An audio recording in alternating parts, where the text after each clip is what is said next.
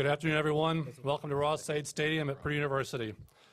Today begins a new era of Boilermaker football, and at this time I will turn over the proceedings to the president of Purdue University, Mitch Daniels. President Daniels. A few months ago, we welcomed a new athletic director to Purdue University. I told him he was coming into a very strong program with one obvious challenge, and that was to take Purdue football back to a position of national prominence. This is the first major coaching selection that's happened during my time at Purdue, and I don't have a basis of comparison, but I just have to tell you, based on everything I've learned about our new coach, everything I've learned about the process, the thoroughness, the degree, the amount of information that we had about him and other candidates, I am just totally confident that we have the man we've been looking for. He's been a winner his entire career as a player and a coach, a man of character and principle, all the things we value at Purdue. I'm just so very, very thrilled that he said yes, and so happy to welcome Jeff Brohm to Purdue University.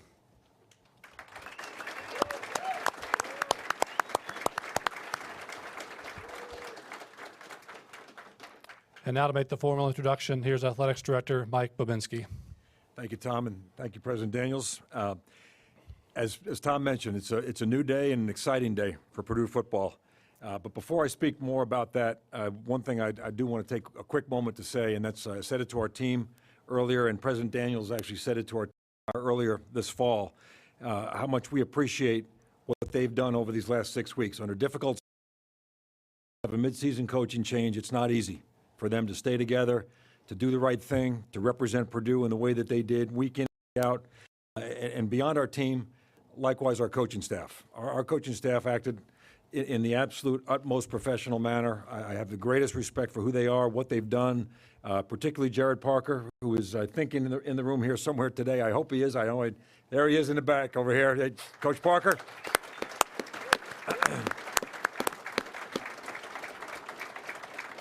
We placed that group of a difficult set of circumstances, but they more than lived up to their obligations and their commitments as professionals, as teachers, as coaches, as leaders of young men, and I really appreciate that. Purdue appreciates that in every way.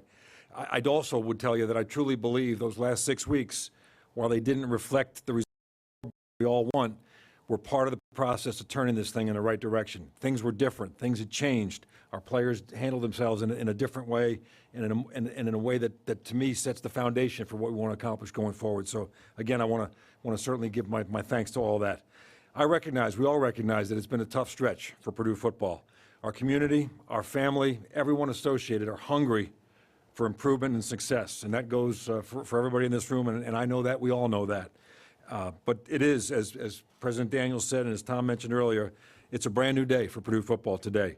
We've got a renewed and enhanced commitment to success, and that begins with President Daniels, with Chairman of the Board Mike Berghoff in the back of the room. Mike, thanks for all your help through this process. We are intent on building a championship organization, one that can compete in the Big Ten and beyond in the years ahead. I understand, we all understand, that it won't be easy. It won't be overnight, but it will in fact get done, and it will get done in a way that makes Purdue proud in the years ahead. The key ingredient in building that organization to a championship level, though, was finding the right head coach. To that end, we conducted a very thorough and lengthy search. It was definitely interesting. It was exciting. It was affirming along the way of the interest and the opportunity that we have here at Purdue. You know, as the process unfolded, there were certain characteristics, though, that were non-negotiables for us. First and foremost, and this is just a few of them, was integrity, and President Daniels mentioned that. We want an ethical leader, somebody who at all times will treat his players, treat his staff, treat everyone around them in the right way, and make every effort to do the right thing when people are looking or not. An academic orientation, understanding and appreciating Purdue's academic strength and our mission, and making that a priority for our players. And Coach Brohm has already addressed that with our guys earlier this afternoon. Intelligence. I've always been a believer that smart people find a way to get things done. I like having as many smart people around me as I possibly can, because I may not carry my own weight in that area all the time, but I like having lots of smart folks around me. A history of success in every way, from recruiting players, developing players, evaluating talent, competitive success. The habit of winning and understanding what it takes to win is something that you don't forget. And if you have that, you have it. And and that's something that we certainly wanted. And then finally, a belief in our opportunity. Not in a belief in any opportunity, but in a belief in our opportunity here at Purdue and what we might accomplish in the years ahead. And we were fortunate, as we worked through this, to have the opportunity to consider a very strong number of excellent candidates, folks that had great credentials and great level of interest in this job. But early on, we identified the man sitting next to me as the coach that we felt was best equipped to lead Purdue football to great success in the years ahead. Few observations that I'll offer about Jeff before I give him a chance to get going here. So there's lots of facts that'll come out, lots of things. I won't try to go too deep on this, but on a very high level. He's a native of Louisville, and anybody that's familiar at all with the city of Louisville and the Brohm family in Louisville, I think the word is the first family of athletics in Louisville is the Brohm family. That's who they are. They've cut a wide swath in and around that city over the years. Jeff himself had tremendous athletic success in high school, in college, as a professional athlete, both in pro baseball and 6 years in the NFL. Was a hard-nosed and relentless competitor. I mentioned it to our guys. I remember a bowl game that Jeff played in as a player. He was a quarterback at Louisville. Freezing cold weather. Was Liberty Bowl? Yes, sir. Liberty Bowl. Freezing cold weather. Had a couple pins in his throwing hand. He was a quarterback in his index finger on his throwing hand.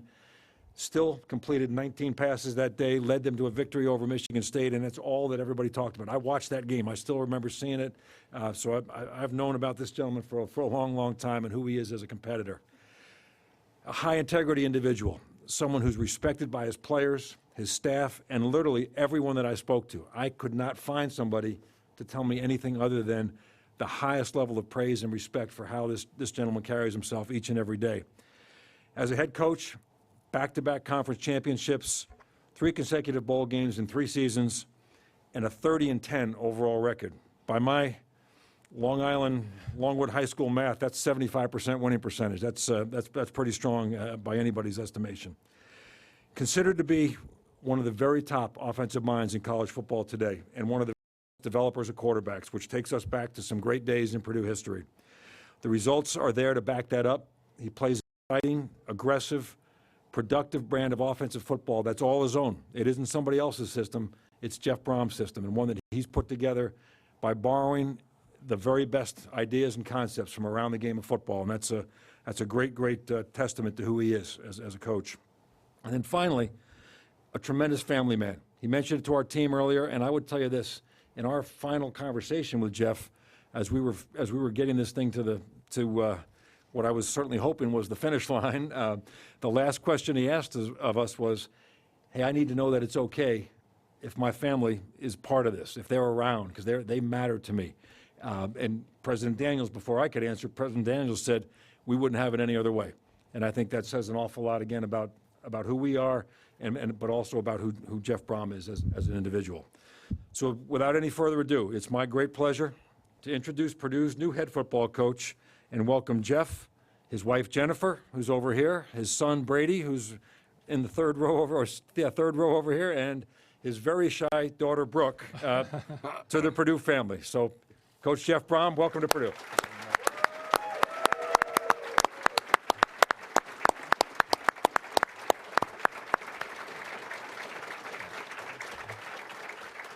Well, thank you very much, Mike Babinski. Thank you, Mike Burkhoff, and definitely President Daniels. I appreciate the warm welcome and the nice things that were said about me. I'm definitely a product of a good family and people around me and the system I've been in, and I'm very fortunate to be here. But I just want to thank everyone for the warm welcome. I'm extremely honored and excited to be the head football coach here at Purdue University.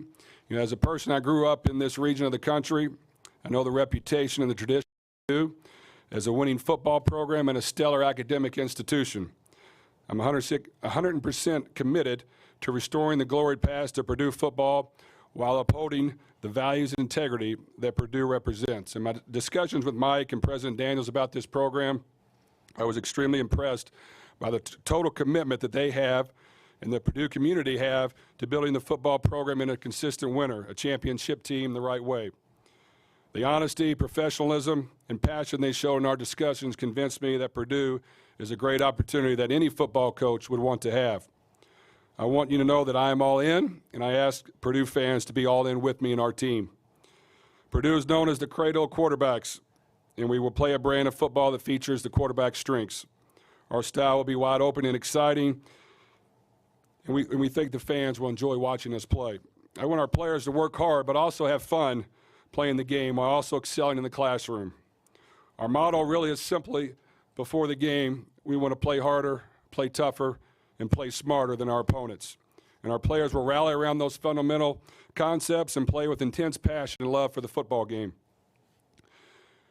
Before I close, I want to thank the people of Western Kentucky University, especially Athletic Director Todd Stewart, President Gary Ransdale, the Bowling Green community, and my WKU players for the opportunity, support, and total effort they gave me in our program. We accomplished a lot together, and they will always be family to me. I wish them the best and know that their program will continue to be successful, but I'm ready for a new challenge, and I'm excited to get things started in building a championship program here at Purdue in the best conference in America, in the Big Ten.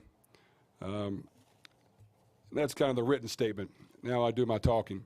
But, this is an exciting time for me. I'll be honest with you. I was very comfortable where I was at. I had a chance to build our program. We won 2 championships in a row. I liked where I was living. I'm not someone who's always looking to move and for the next best spot. And I was very comfortable, and I loved my players. And for me, it was tougher to leave than probably the average Joe because they mean a lot to me. So today, I had to spend the time visiting with them and informing them of my decision, and it wasn't easy. But I think they understand. I gave my all while I was there. I think I have the program at a high level, and it can continue to succeed without me. One of the things I believe in, and I tell my players, is that each person in our organization is equally important. And it doesn't matter if you're the head coach, the starting quarterback, the third-team quarterback, the long snapper, the support staff. Everyone is equally important in our program. And it takes everybody working hard to achieve success. And if you believe in that, and if you truly value that, then when things happen and you lose somebody or somebody goes down, the next guy steps up and he's able to perform. And everyone feels a part. And the one thing I do like is I like to compete and I like to win. And it doesn't always happen. But you have to have a constant drive to be a winner. You have to hate losing. You have to do whatever you can to do your part. And normally if you're doing that, you can find a way to get it done. To me, it's also about finding an edge. I tell our team, we've got to find a way to get an edge, all right? And what's that going to be? When you're lifting weights, when you're running, when you're throwing with your team, when you're in the film room studying, that's great. But guess what? Every other team in America is doing it as well. So how can you get an edge? Well, for us, in my opinion, to get an edge, it's not what you're doing when people are watching that matters. It's what you're doing when they're not watching. So everyone has to find a way to work extremely hard when people aren't watching. And you've got to put in the extra time on your own, and you got to do whatever it takes to get better. And if everybody believes in that and is doing a little bit, then it's going to add up. I know as a coach, I tell my team always once a year, maybe more, but once a year at the end of spring practice that as a head coach, I'm going to find a way to outwork every other head coach in America. And I'm going to try to find a way to put us in the best position to win. It won't always be perfect, but I am going to outwork the next person. And if they can do that for me as well as players, we're going to have a chance to have success.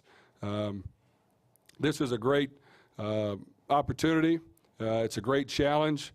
You won't find anyone that likes losing worse than me, and it's my goal to do whatever I can to help us win football games, but to help us have success in everything we do, and that's important. All those things matter, and you need to be successful in the classroom, in the community, and on the football field, and if you're doing all three, normally they correlate, and it equals to even better success. And I think we've got to build a team that stays together, plays together, works together. We're there for each other. We understand the grind that's going to be there. I do believe in working hard, but I believe in having fun, and I think you can do both. And what I tell my team all the time is if you're having fun working hard, normally you're going to work even more. So we want to play the game in a fun fashion. We want to make it exciting to watch. We want to make it exciting to practice. We want to do things creative. We want to stay ahead of the curve. We want to be cutting edge, whatever we can do. And I do think coaching matters. And not that we'll always be perfect, but as a former player, I know that coaching matters. And we've got to do our part as coaches to put our players in the best position to win before we can ask them to go out there and execute the plan. And that is very important to me. And I look forward to that. That's the challenge of today's modern era of football, is trying to be creative and score a lot of points and win football games. But this is a special place. Me and my family are excited to be here. I know Mike introduced my wife, Jennifer, and my daughter, Brooke, who's 6, and my son, Brady, who just turned 12 today, is his birthday. And they're excited to be here. And we are a football family. We love sports, but we also love people. The one thing you'll find about us is, once we get settled in here, we're going to be around. We're going to games, volleyball games, whatever there is going on. We're going to be in the community.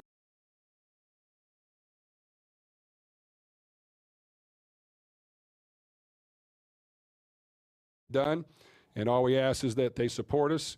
And anything they need from us, we're going to make sure as a coaching staff and as a football team, we're able to give back as well. And really, it's just about trying to do everything you can the right way, being able to look in the mirror at night and say you did your very best.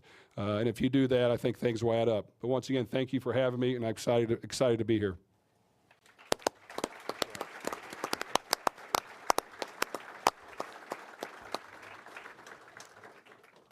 At this time, we'll open it up to questions from the media. If you'd raise your hand, we'll get the mic to you. And at least first time around, if you'd introduce yourself so Jeff can begin to get to know you. We'll start right here on the end. Nathan. Nathan Baird, the Lafayette Journal and Courier here. It was widely reported that there were other schools that were interested in bringing you on as a head coach. Purdue was not the only one. What was it about Purdue that set them apart or enticed you to come here? Well, first off, I think what I've told my team is that anytime things like that are happening to the head coach, that's a product of great play on the football field by your players. It's a product of great assistant coaches, and we just happen to be the head coach. So normally if you're winning, you're going to get a lot of attention. If you're losing, you're going to get a lot of bad attention. So I'm fortunate enough to be in a situation where we developed a winning team. Last year some things happened. I had opportunities. I really wasn't looking to leave. I'm not really one of those type that wants to move around a lot and look for the next best spot. I want to believe in a place and stick with it and feel good. Purdue University, I'm very familiar with it. I didn't live too far away growing up. I think it has a outstanding conference. Yes, I understand it's had its struggles recently, but that's what they pay me for, to come in here and to do my part and to help bring this program up. I think if we can add some excitement to the style, if we can put a product on the field that plays hard and flies around and makes plays and plays tough, and they're smart football players and they're into it, normally you're going to find a way to get some success, and that can be contagious. Your players like that. So I'm excited about the challenge. I think there's great leadership here.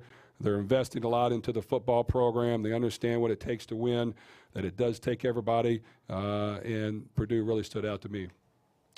Here on the right. Yeah, Jeff Washburn, the Associated Press. When you were a young guy, probably 16, Jim Everett was the quarterback here, and then you obviously saw Dickin and Breeze and all those guys. You said that, the history of the cradle of quarterbacks, that's got to be attracting to you. But did Purdue recruit you, part A, when you were a quarterback in Louisville? And B, what do you remember about seeing Purdue football through your youthful days? Well, the recruiting part, that's a long time ago. I think they did a little bit. I can't remember how far that went. But, Purdue, to me, has always been a program that plays an exciting brand of football. Back when I was growing up, they threw the ball around. They scored points. They competed against some of the best teams in the Big Ten each and every year, and they were exciting to watch. And I think as a fan myself, you like to see teams that score points and do some fun things on offense. And, the great players they had, the great quarterbacks, that's impressive. So I think, you know, I've been fortunate enough to play the position, to be around a lot of great players and coaches, and it's important to me to make sure we take care of the quarterback wherever I'm the coach. And normally if you're doing that and you're helping him develop and putting him in a position to succeed and do well, your team is going to play better. And everything has to revolve around the quarterback. And, you know, I kid our assistant coaches all the time. You know, I'm a former quarterback, but the most sensitive people in every room are the quarterbacks. So you got to make sure that you know how to coach them. And each quarterback is different. You can't just ride it, you know, every quarterback hard. You got to be positive with them. You got to be there for them. You got to literally teach them the nuances of how to play and teach them on every position. And I think if we can develop a plan where we're constantly working with our quarterbacks and players year-round to get better, to improve, we can coach them daily on finding ways to improve. Normally you're going to have success, but definitely, you know, the Purdue history with quarterbacks is very enticing. I remember quite a bit of it. Go ahead. Jeff, Stacy Clarity with Gold and Black. How important is establishing a culture in a program, and what do you want to do here? Well, I think what our players will find with me and people that get to know me, that I'm about as an average of Joe as anybody, and that's the way I like it. I think that you know, I'm down to earth.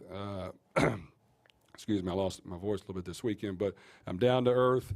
You know, I understand how hard it is to have success and play football at a high level, and that you need somebody who's been there and done that, who can help these guys through hard times, who can confidence. You know, the number one, you know, thing I learned from Coach Snellenberger when I played for him at Louisville was he was the master at getting his players to believe that they could beat anybody when they took the field. And he said some outlandish things. They're on a collision course with the national championship. The only variable is time, to the media. But because of it, his players believed that we could beat anybody. So I think you have to be able to coach the dynamics of a player's personality, his psychic. You got to be able to motivate him to achieve at the highest level. You have to challenge him each and every day to get there. And I think, you know, our players will get to know me and our coaches and understand that we're going to be here for them. We're going to play practice every day like it's the game, and it's going to be a competition, and we're going to work extremely hard to get better. When we're off the field, we're going to be there for them when they need things and make sure we're encouraging them and that they want to be around us and want to spend extra time in the building. And then when we get there on game day, I want us to relax and play it like practice, cut it loose, play fast, have a lot of fun, and hopefully that equals success. Sam. Sam King, Lafayette Journal and Courier. Jeff, one of the lasting images of Ross State Stadium's last game this year was a lot of empty seats. You kind of touched about getting out in the community.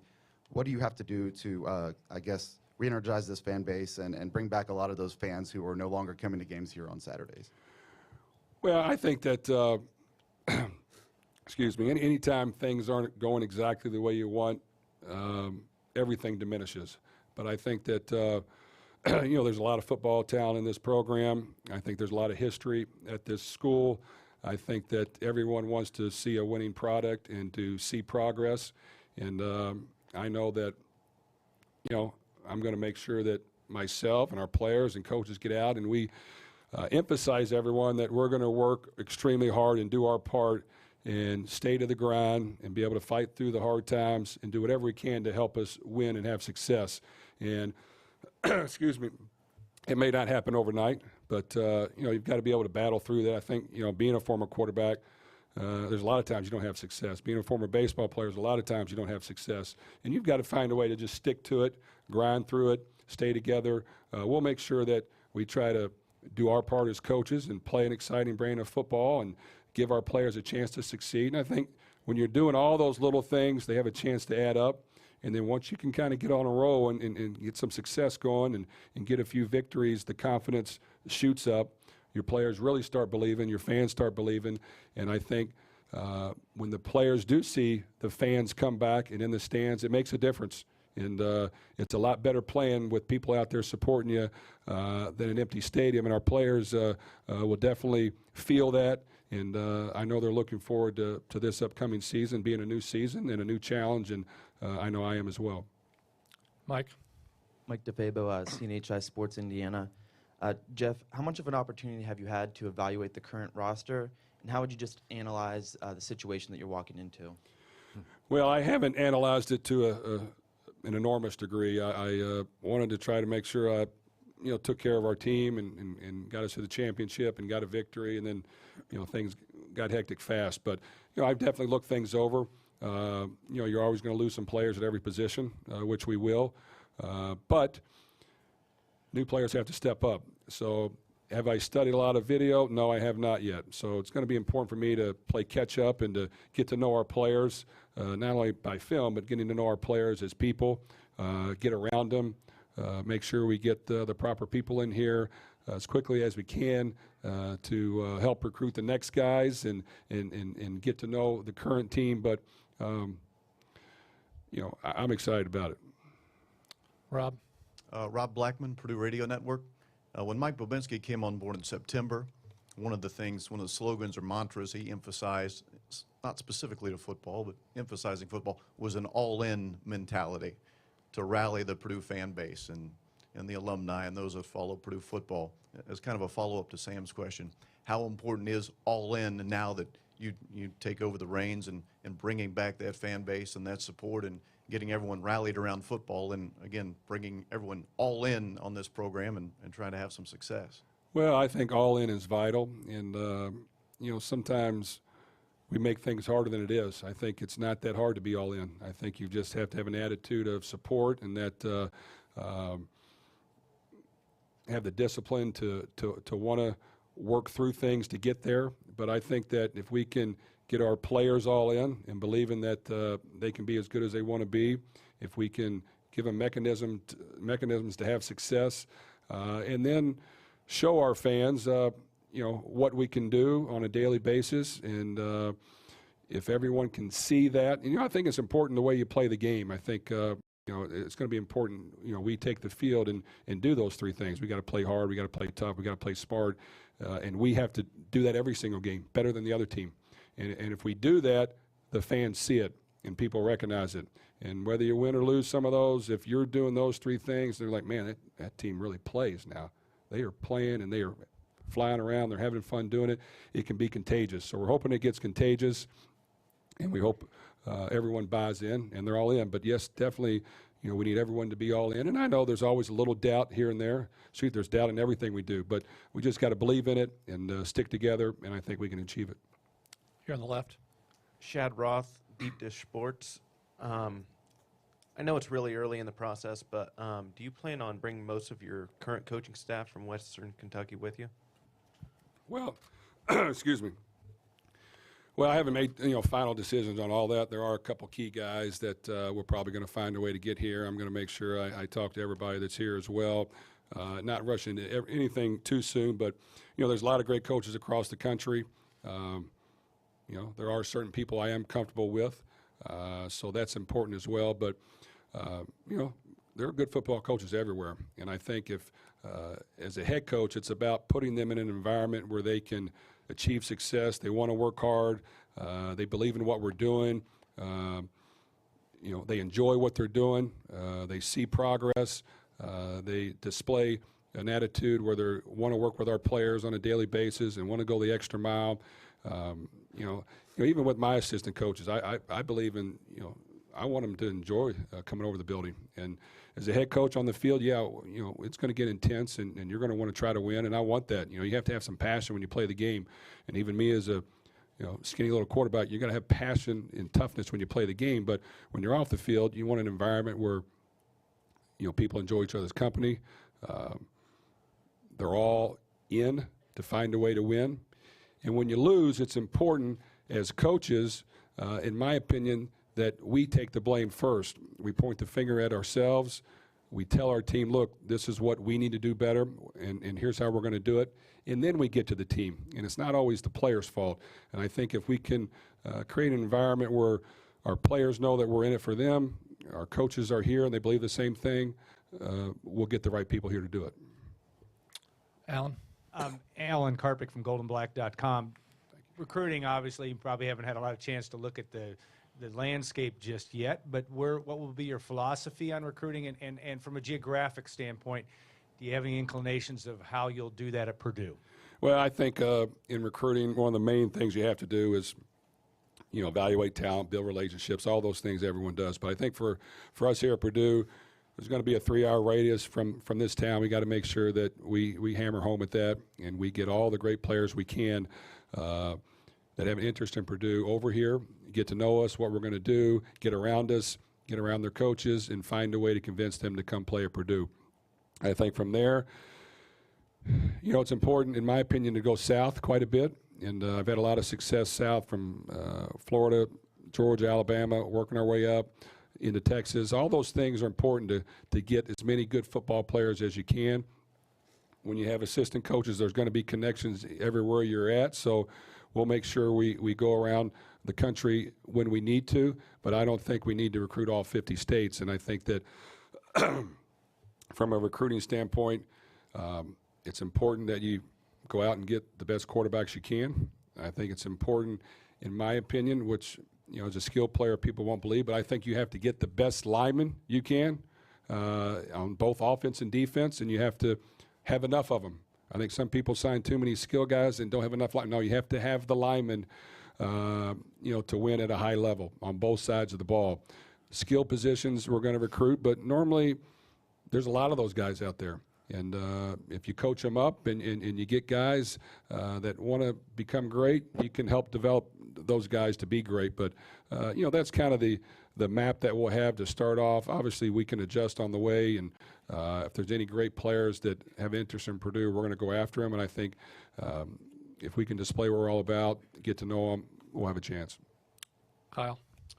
Kyle Charters, Golden Black Illustrated. Just a question for Mike. Just how intriguing was Jeff from a quarterback perspective, this being, a place, the cradle of quarterbacks and his history, his family's history.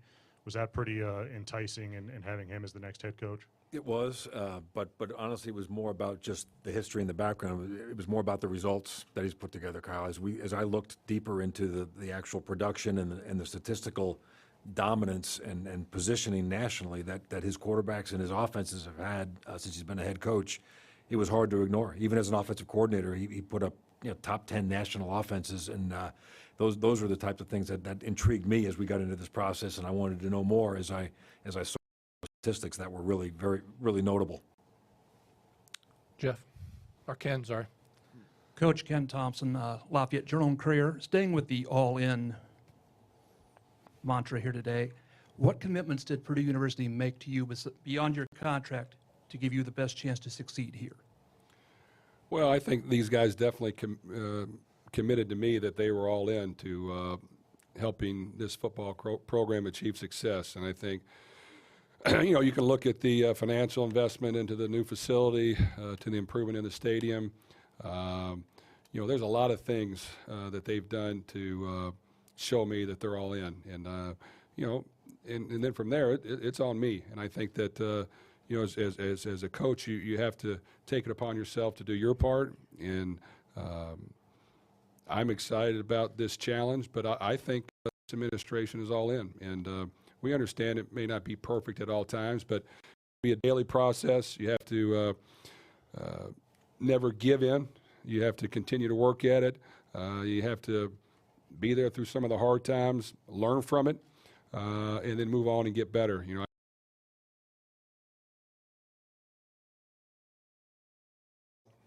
It's a one-game season, and once we get to the season, we're going to try to win that game, and we're going to be all in to win the game. And when it's over, win, lose, or draw, which there's no draws anymore, we're going to learn from it, make the corrections, find a way to get better, and win the next one. And normally, if you do that one game at a time and not worry about the prize at the end, you're going to have a decent record when it's all over. But it will be a process, but I do believe this administration's all in.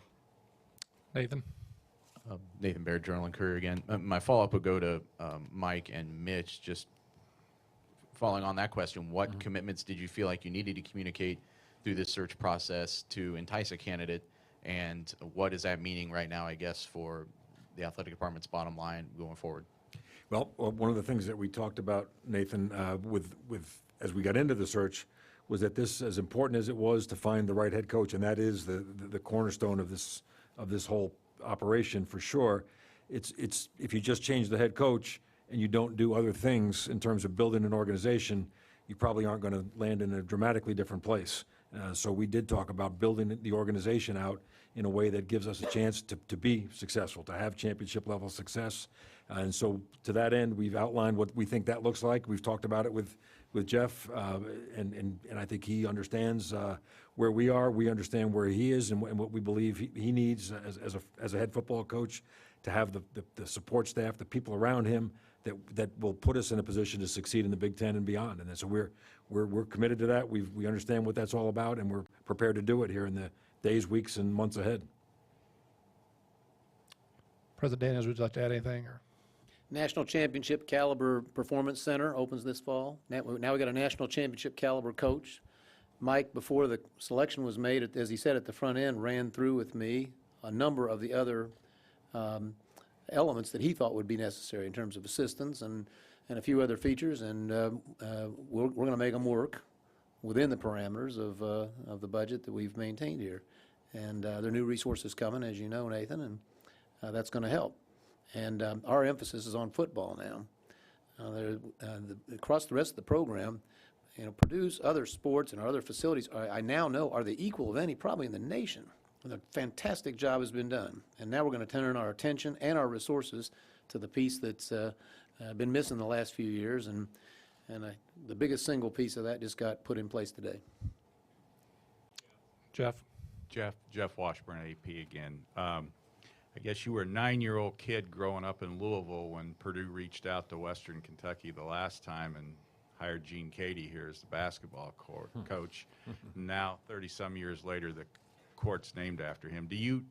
While you were at Western, did you ever get to meet Coach Cady? Do you know him at all? And certainly an irony there with this hire. So you're saying the pressure's on, huh? You know what? I wasn't fortunate enough to get a chance to meet him, but I'm a big fan of sports. I followed Purdue basketball then, and I follow it now. And there's a lot of history there. And the success that they've had playing the game is impressive. But no, I do not know him. And, I grew up in Louisville, so I didn't go down there a whole lot. Wasn't in Western Kentucky a whole lot until I got there as a coach, even though I'm from Kentucky. Tim? Jeff, Tim Newton from the Purdue Sports Network. I know there's a long road to travel between now and then, but have you had any time to think about facing your alma mater in your Purdue coaching debut in Lucas Oil? Noticed that, and I was hoping the quarterback would come out early for them, but I don't know if he can yet. But you know what? I think that'll be exciting. Louisville's, obviously, I know a lot. They've done a great job. They developed a tremendous program. And that'll be a great test for us. And, to me, I think you're going to play some great football teams in the Big Ten. Obviously, to have a good non-conference schedule, it's going to make your team tougher in the end. Will it be a challenge? Yes. But you know what? That's why you play the game. I think as a player, you always want to try to measure yourself against the best. As a coach, I feel the same way. So we'll have to work hard in order to get ready for the game.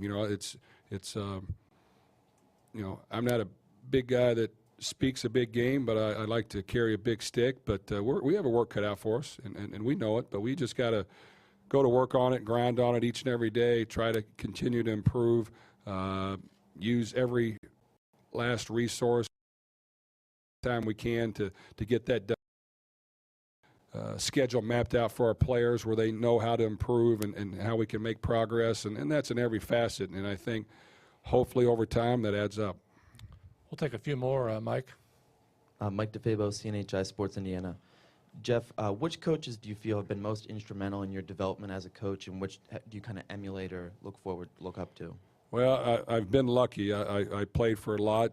I was released from a lot of NFL football teams and got to go to a different one. But to my high school,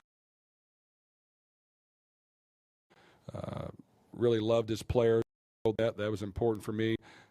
College, like I said, Coach Schnellenberger was the master at getting his team prepared to play at a high level and believe they were better than they really were.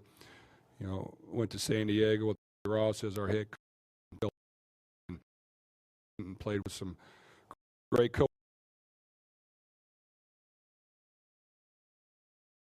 George Seifert, Pete Carroll, Jim Mora, Mark Tressman there. Then Steve Mariucci came in with Marty Morningweg, and a lot of great coaches there, and great players, Steve Young and Jerry Rice that played it at the highest level.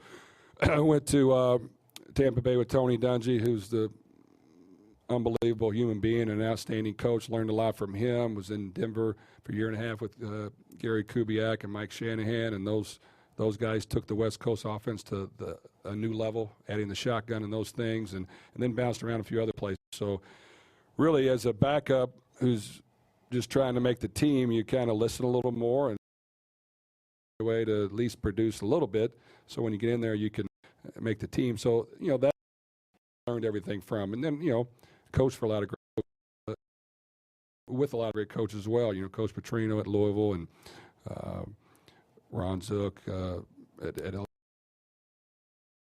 and our quarterback twice. And every little coach is from each and every one of them. Thing is, I think I played the game, so I kind of know what players are going through and try to understand it and not be that you're all in with them for you. And that's what we got to do, is create an environment where a guy want to play hard and want to play for each other, the line each and every week.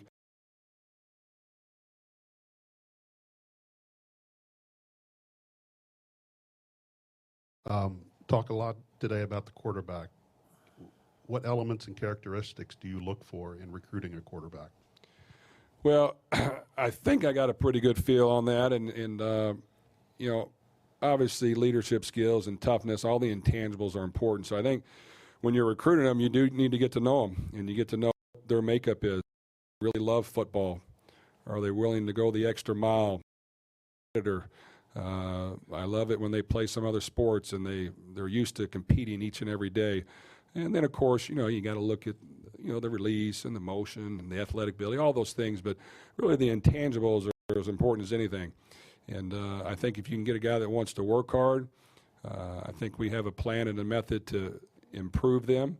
I think you not only got to improve them as a player, but you got to put them in a position to succeed. So you got to build the offense around who you have. It's not just run. So you got a true drop back guy. You're going to have to figure out a way to throw the ball and do some things in that avenue.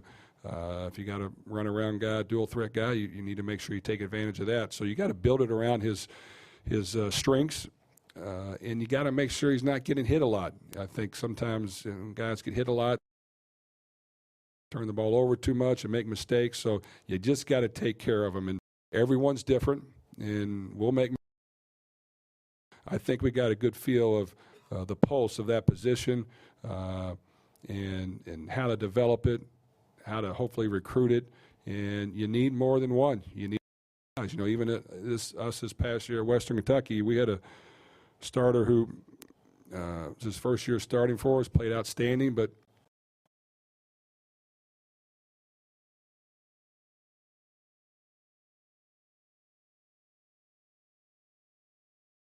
competition, he knew he's going to have to play at a high level or some every day, so that they're fighting every day for their job to get better. We'll take two more. We'll start here on the left. Shad Roth. You talked a little bit about your offensive philosophy, and we know successes on the offensive side. About your defensive philosophy and what you hope to accomplish on the defensive side? I think, when you look at the great teams across the country, the ones at the top have great defense. So you have to find a way to play a great defense. And yes, I'm an offensive guy in general, but I understand how it works. And my first year as a head coach at WKU, we were not very good on defense. We put up a ton of yards, and we finished 8-5, and went to work on the defensive side. And you got to make sure, getting back to recruiting, you over-recruit the defensive side, and you get enough guys, especially big guys, but enough guys to give yourself a chance to win. And being a former quarterback, I think I have an understanding of what the quarterback doesn't like to see and what he doesn't want to happen to him. Whoever our defense coordinator is, I'm in the room, and even though I want to make sure they understand here's what the quarterback doesn't want to see, because sometimes defensive coaches can have some tunnel vision and they don't see it from a quarterback's perspective. And as we talk, his hand every play. So we come after him, we're able to pressure. But at the same time, nowadays, you've got to be able to defend the run and the pass. There's more and more spread teams out there, so you got to make sure you have an understanding of that. But even with that, stopping the run is the number one thing. Hitting the quarterback is right there with it. And I think that we'll all work together to do our part on that. But you have to have a great defense to win at a high level. Last one, Ken. Oh, Sam. Sam King, Journal and Courier. Mike, from a fan vantage point, when you watch teams that Jeff has had a hand in, what does he do that is exciting, that appeals to the Purdue fan base, that's going to get these fans back in Ross-Ade Stadium? Well, I think we've heard a lot of it here today. I mean, just the energy, the enthusiasm, the passion that his teams play with, the style that they play that's aggressive, that forces the tempo, forces the issue. It's not a passive style on either side of the ball. It's one that, we take the fight to the other team, and I think that's the way successful football teams are. It's not a game for the faint of heart. It's one where you've got to be the aggressor. You've got to be a team that attacks. And as I've watched Coach Brohm's teams play over the years, and particularly this year, as I paid lots of attention to it, that's what I saw. I saw a team that really went after it, both sides of the ball, and played with great enthusiasm, and didn't take a play off, ever. And I think fans will recognize that. Our fans certainly will appreciate that. And once the success comes along with that, it'll be all the better. But I really believe that our folks will really appreciate the way that our guys will play as we take the field in 2017. And let me just follow up on that real quick. I think one thing I do believe in is I do believe in being creative and trying to have a great offense and staying ahead of the curve. And I'm a big studier of offense, and I'm going to make sure that I do my part to put us in a position to succeed. Throughout my history, we run a lot of trick plays. We do some things to have fun. Just an interesting story. My wife's here, and I'll tell it. But it was, I think not this year, it was last year, and it was about game 4 or 5. And I came home, and she got me, and she said, "Hey, you ever gonna run that one play?" I'm like, "What do you mean that one play? That one trick play?" I'm like, "Which one you talking about? I got a whole bunch in already." She goes, "That one where you hand it off and toss it back, and the flea flicker." I said, "Well, actually, no, I don't have that in this week." She goes, "You need to run that flea flicker." So I put in the flea flicker. She's my wife. I actually do listen. So I put in the flea flicker that week, and sure enough, it's the second quarter, and I call the flea flicker, and sure enough, it's wide open, and it's a touchdown. And right away in my head, I'm like, "Oh no, I'm gonna have to listen to this one." And of course, she did. She took credit for it. But believe it or not, we probably were 6 for 7 on flea flickers, with 5 of them being touchdowns. And so I'm open to any suggestions that anyone has. And my family gives me a lot. My wife gives me a lot. I never think I know more than the other person. And if there's something we need to do, just let me know. Thank you all very much. For the media, we do have some of the current Boilermaker players. We'll have them gather over here to my left here momentarily. But thanks again, everybody. All right. Great job. Great job.